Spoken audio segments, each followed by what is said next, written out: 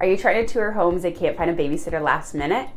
I know it can be stressful, but stay tuned to this video for 5 tips and tricks that you can use to help everyone in the family keep calm, happy, and find your perfect home in the same time. Hi, my name is Megan Proper, and I'm a local Huron County realtor helping families feel comfortable in the buying and selling process with a growing family. Taking kids to a showing is difficult. Believe me, I know, because sometimes I get stuck bringing my toddler along with me to my job. It's hard to stay focused on the house when your kids are touching every breakable thing in the house and tugging at your leg when you're trying to have a conversation. The obvious solution is to find a babysitter, but I also understand that that's easier said than done. A few things that have helped me while bringing Aria along to my showings I want to share with you today. Tip number 1 is to make sure to keep all the essentials on hand and make sure that they are fed. I make sure to have a bag in the car at all times that has anything that I would need last minute for my daughter, such as diapers, wipes, favorite snacks, water, toys, and a change of clothes. This can help you quickly run to the car to address anything that your child may need at the showing time or the times it takes to travel to your next showing. Making sure their bellies are full is also important to keep them in good spirits and the dreaded and continuous "when are we leaving" statement. Tip number 2 is knowing your child's limits. If you know your toddler naps at noon, then let's try not to book showings during that time. Or for instance, if we book a day tour of 4 or 5 houses, that can be a lot for kids.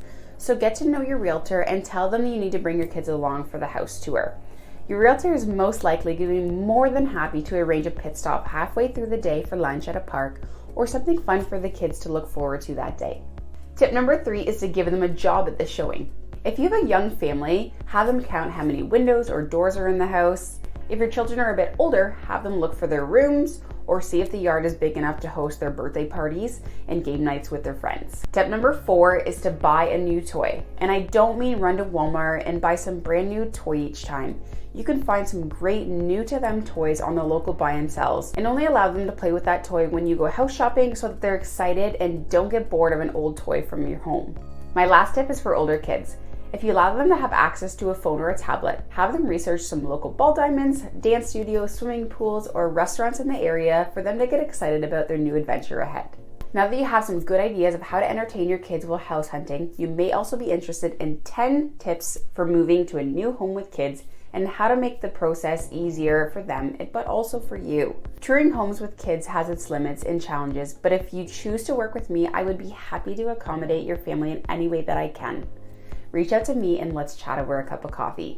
You can find my contact information in the description below, and I'm looking forward to helping you tour homes with your kiddos.